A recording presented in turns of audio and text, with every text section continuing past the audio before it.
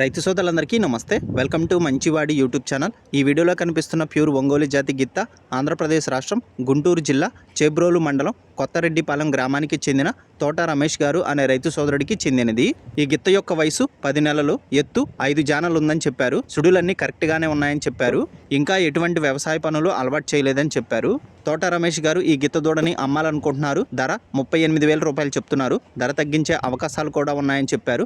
మీలో ఎవరైనా ఈ గిత్త దూడని కొనుక్కోవాలనుకున్నవారు, అలానే ఈ గిత్త గురించి పూర్తి సమాచారాన్ని తెలుసుకోవాలనుకున్నవారు రైతు ఫోన్ నంబర్ ఈ వీడియో క్రింద ఇవ్వడం జరిగింది.